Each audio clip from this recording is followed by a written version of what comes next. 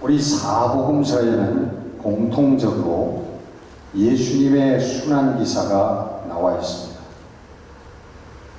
예수님께서 고난받으시고 십자가에 달려서 죽으시고 또 부활하셨다 하는 그런 기사들이 공통적으로 다 나와 있는데, 그 중에 특이한 점이 있는 것이 누가복음입니다. 누가복음 순환기사는 누가복음 23장에 나오는데, 23장에 예수님께서 십자가에 달렸을 때 다른 복음서에는 없는 장면들이 거기에 소개가 됩니다. 뭐냐하면 여러분 잘 아시죠? 예수님의 십자가 옆에 두 강도가 좌우에 십자가에 함께 달렸다는 거예요. 그래서 저희들이 고통을 받고 죽어가는 순간에 한 강도는 예수님을 향하여 내가 메시아가 아니냐, 내가 그리스도가 아니냐, 너를 구원하고 그리고 우리도 구원해봐라 하고 그 죽어가는 순간에도 예수님을 비난하고 조롱하면서 죽어갑니다.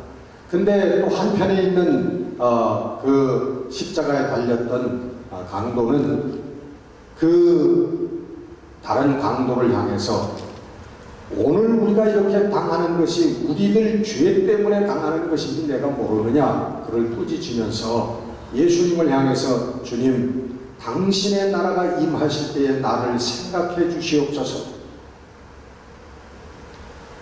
그런 믿음의 고백을 합니다. 그러니까 예수님께서 그를 보고 내가 진실로 진실로 내게 이르노니 내가 오늘 나와 함께 낙원에 있으리라, 그렇게 말씀하십니다. 낙원에 있으리라. 그 낙원에 대한 해석이 몇 가지가 있습니다만은 우리 주로 낙원을 에덴 동산이라고 그렇게 생각을 하죠. 여러분, 그 에덴 동산이 왜 낙원일까요? 첫째, 창세기의 에덴 동산을 살펴보면 그 에덴 동산에는 우리가 일하고 수고하지 않아도 먹고 사는데 전혀 부족함이 없는 곳이었습니다. 모든 것이 마련되어 있는 그러한 동산이라는 거예요. 두 번째는 거기에는 죽음이 없는 곳이었습니다. 죽음이라고 하는 단어가 없는 곳이었습니다. 왜냐하면 하나님께서 거기에 함께 하시기 때문에, 하나님께서 그 동산을 거니시고 하나님께서 아담과 이브와 대화를 하시고, 그래서 그곳을 낙원이라고 부릅니다. 그 낙원, 요즘에 영어로 패러다이스라고 그러잖아요. 그게 바로 그 헬라에서 온 겁니다. 헬라는 파라데이소스라고. 영어로 패러다이스가 됐는데, 원래는 이 패러다이소스라고 하는 헬라어는 정원이라고 하는 뜻입니다. 가든, 정원이라는 뜻입니다. 어쨌든 그것이 바로 우리 성경이 처음 소개하는 낙원이었습니다. 죽음이 없고 하나님이 함께 하시는 그곳이었습니다. 근데 우리 인류는 그 낙원을 잃어버렸습니다. 왜 잃어버렸죠? 그건 여러분 너무나 잘 아시죠? 아담의 불순종 때문에 우리는 그 낙원을 잃어버리게 되었습니다. 아담이 선악과를 바라보니까 하나님께서 교육을 하셨습니다.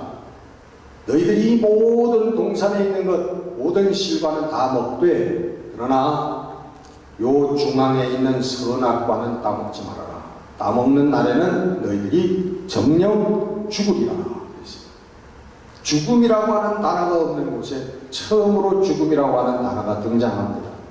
선악과를 따먹으면 죽는다는 거예요. 그 동산 중앙에는 그 선악과 나무 하나만 있었던 게 아니라 또 다른 나무, 생명나무가 있었습니다. 하나님께서 교육하신 것은 선악과 나무는 따먹지 말고 요 생명나무를 따먹어라. 그런데 이브는 그 하나님의 권고의 말씀을 무시하고 선악과 나무를 따먹었다.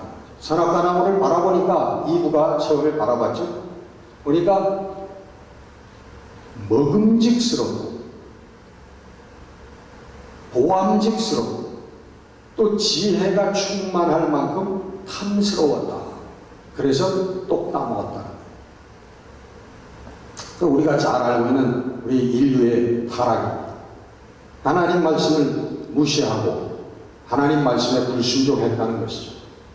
자, 이 전체적인 기사를 볼 때 한 단어가 떠오릅니다. 무엇 때문에 선악과 나무를 따먹었습니까?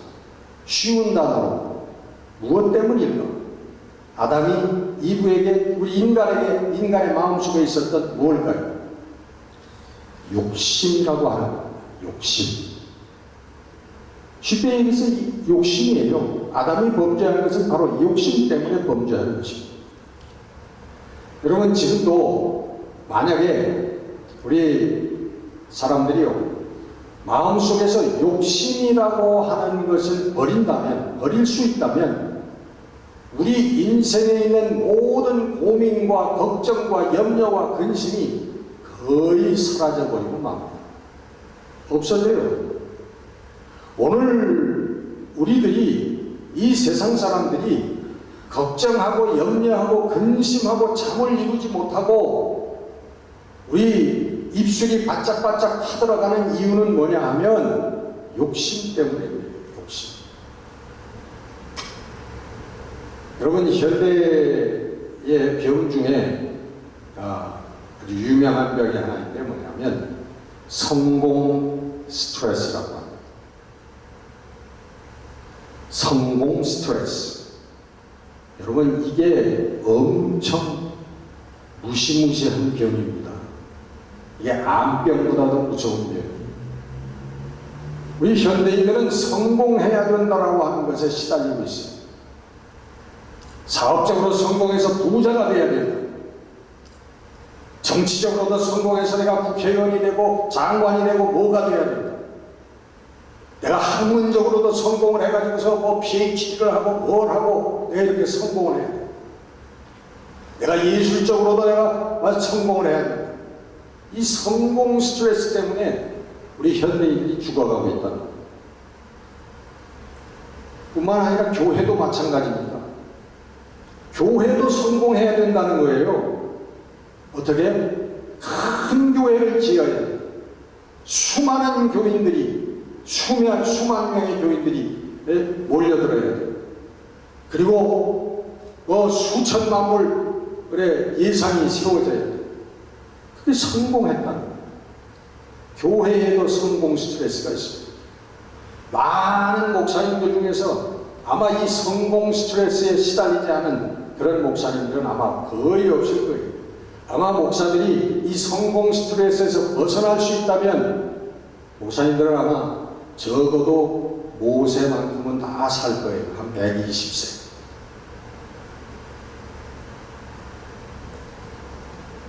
여러분, 오늘 지금 우리를 기쁘게 살게 하지 못하는 이유가 바로 이것이란 욕심이라는 거예요. 그 아담 속에 있었던, 이브 속에 있었던 그 욕심, 오늘 우리들에게도 있다는 것이죠.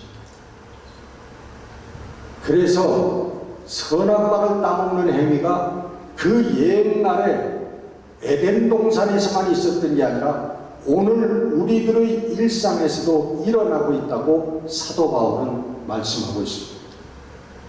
사도 바울이 고린도후서 11장 3절에 사도 바울은 지적합니다.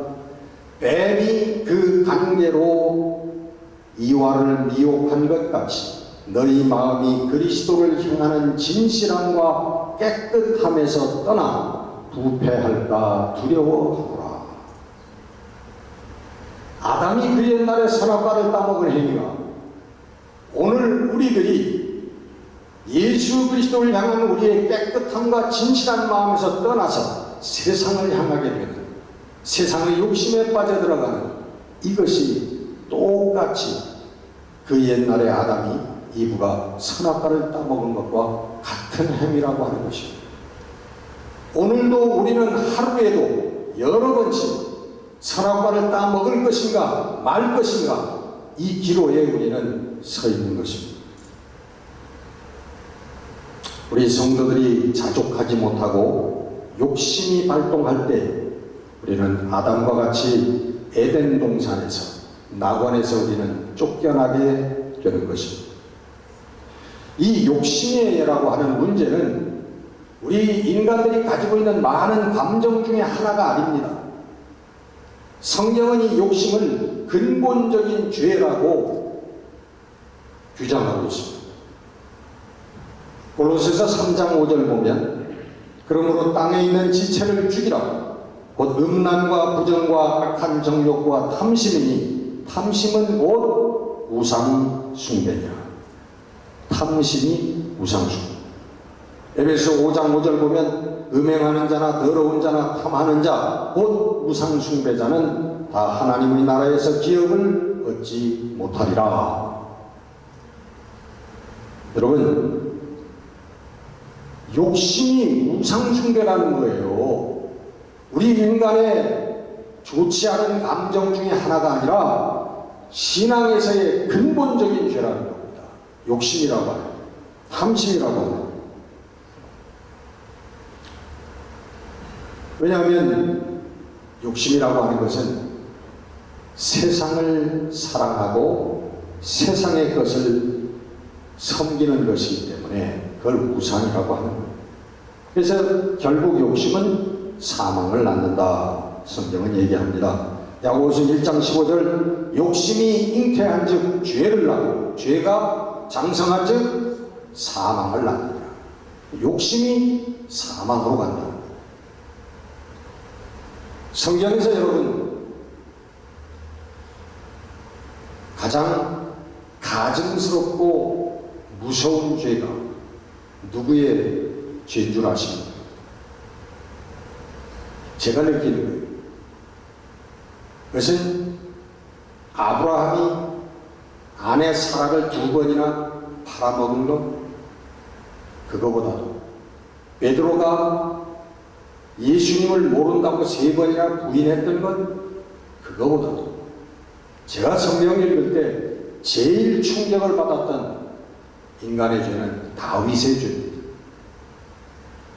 이스라엘 사람들이 오늘날로 성왕, 거룩한 왕이라고 부르는 다윗 왕, 예수님께서 그 핏줄 가운데서 태어나신 그 다윗 왕은 바세바라고 하는 한 여인의 그 정욕의 탐심 때문에 그 거짓말을 하고 충신 우리아를 죽이는 그런 가증스럽고 무시무시한 죄를 범했습니다. 저는 성경에서 인간이 할 수 없는 죄 중에 정말 가장 무서운 죄를 범한 게 다윗이라고 생각합니다.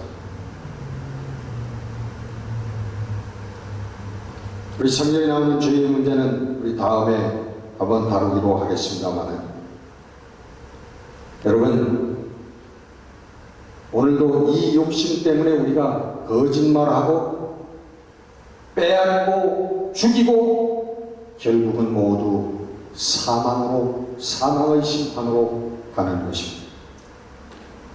이 욕심이 여러분 우리들에게 염려와 근심과 걱정을 가져오는 거예요.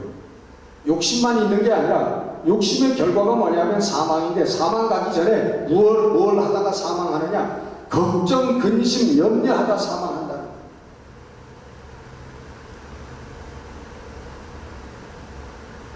옛날에 제 친구 중에 아주 가난하게 살았던 친구로 기억을 하는 친구가 있는데요. 오래 관계를 계속했던 친구는 아닙니다. 지금 어떻게 사는지는 모르겠어요. 근데 나중에 알고 보니까 왜 그렇게 가난했냐. 그러니까 그 아버지가요, 국회의원, 잘 살던 그 집안인데 국회의원에 3번인가 5번인가 나와서 떨어지는 바람에 아주 그냥 거지가 됐다. 있는 재산 다 팔아먹고 재기도 못하고 그 아버지 결국 그러다가 돌아가셨어요. 그분이 무슨 정치적인 철학이 있었거나 식견이 있었거나 그런 분이 아니었어요. 명예욕 때문에. 돈이 좀 생기니까, 예? 명예욕 때문에 결국 그러다가 그 자손들도 비참한 가운데 살게 되었던 것 같습니다.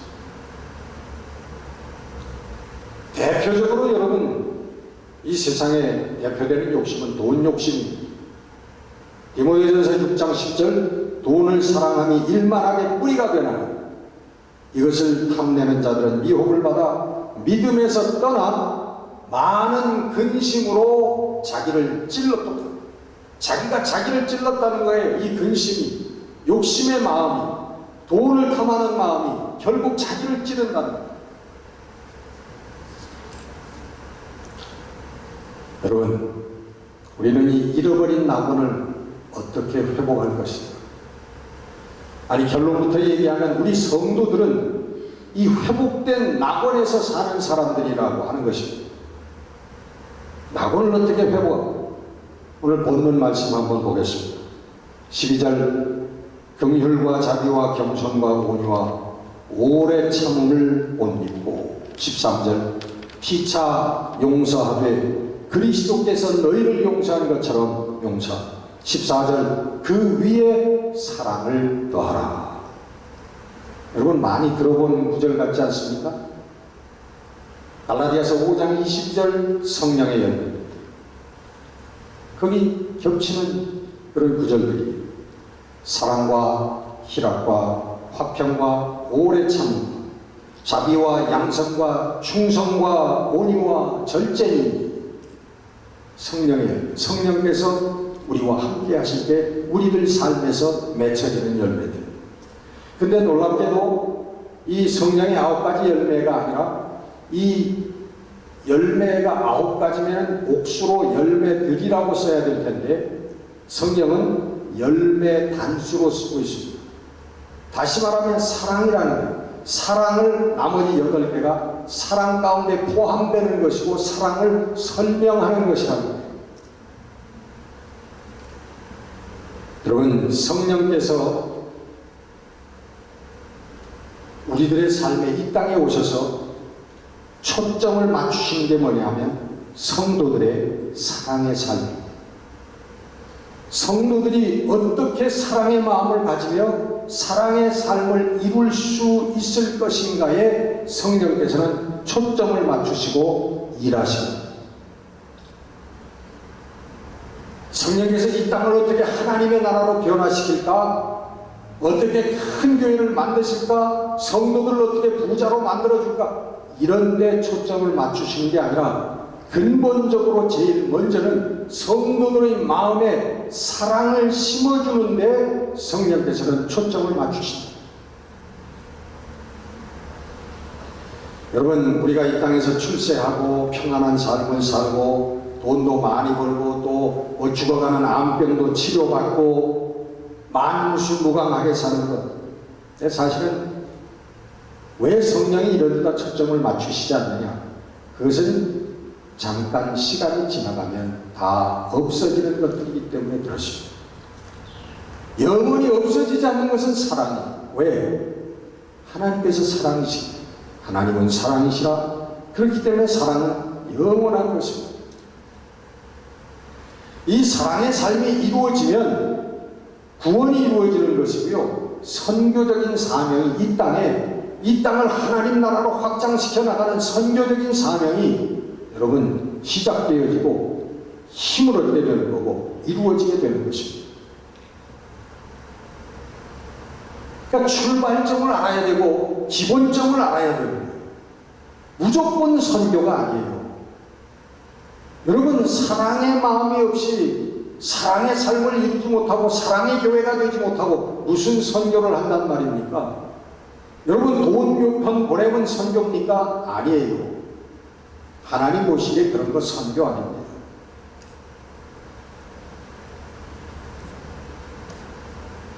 성령께서 우리의 심령을 점령하시면 우리들에게 근심과 걱정이 자족과 감사로 변하게 되는 줄 믿으시기를 바랍니다.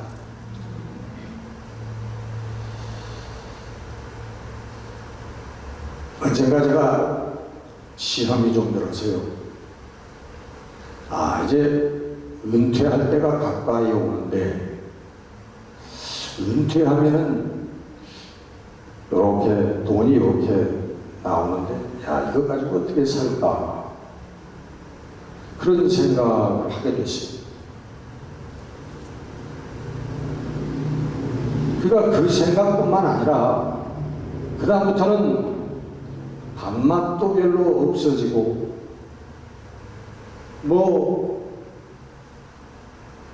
누구를 봐도 무슨 일을 좋은 일이 생겨도 별로 웃어지지가 않고 다 심드렁해지는. 그런데 어느 날 누워가지고 그따구 생각을 하고 있을 때 성령께서 저를 질책하시다.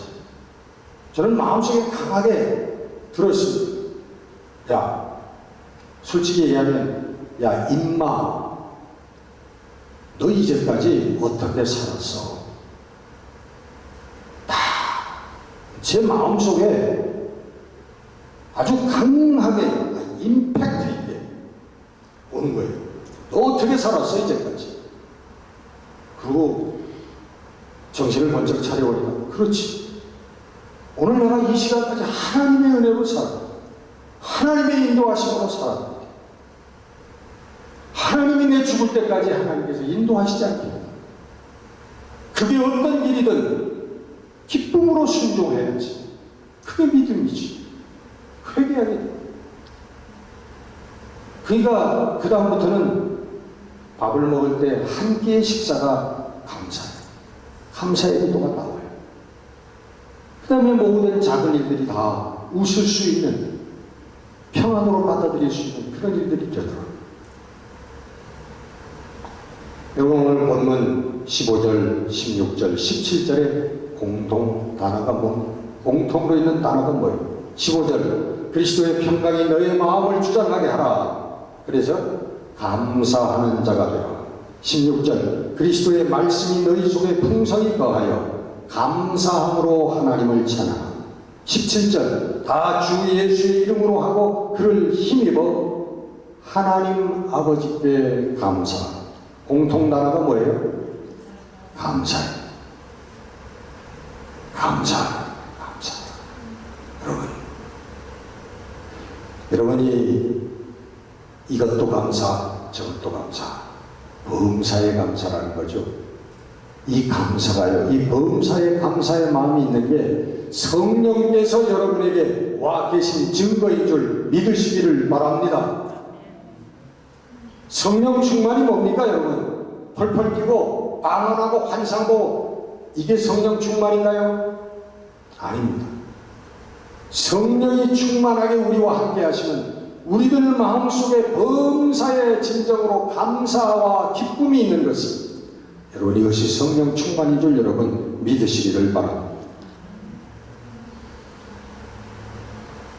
이 감사라고 하는 단어는 아까 말씀드린 근본적인 신앙의 죄인 욕심과 반대가 되는 단어예요.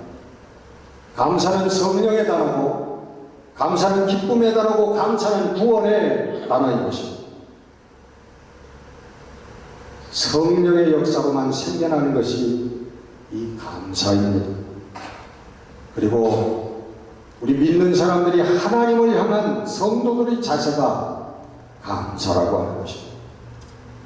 여호와께 감사하라. 그는 선하시며 그의 인자하심이 영원하기로다. 아침과 저녁에 서서 여호와께 감사하고 찬송하며 우리 하나님의 이제 주께 우리가 감사하며 주의 영화로운 이름을 찬양하나, 감사하며 노래하며 재금을 치며 비파와 수금을 타며 감사로 제사를 드리는 자가 나를 영화롭게 하나니, 감사함으로 그의 문에 들어가며 찬송함으로 그의 궁정에 들어가며. 예수님께서도 마태복음 26장 마지막 제자들과 만찬을 하시면서 잔을 가지시고 감사하고 기도하며, 또 우리 사도 바울도 빌립보서에 보면 모든 일에 기도와 간구로 너희 구할 것을 감사함으로 하나님께 하리라. 감사함으로 하나님께 하리라. 여러분, 우리 성도들은 처음도 감사하고 마지막도 감사해요.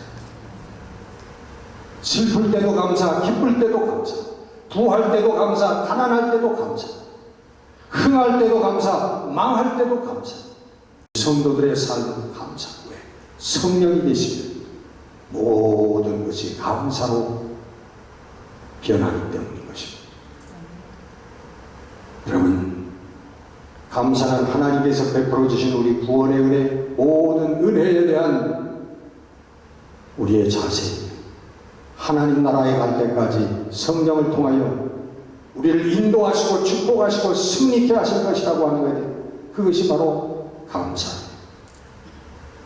세상 욕심을 버리고 정말 자족하고 감사할 때에 믿는 자들의 삶에 기쁨이 충만하게 되어지고, 우리가 인생을 살 때 어느 곳에서 무슨 일을 만나든지 우리 하나님의 낙원에 사는 역사가 일어나게 되는 줄로 믿습니다. 기도하겠습니다.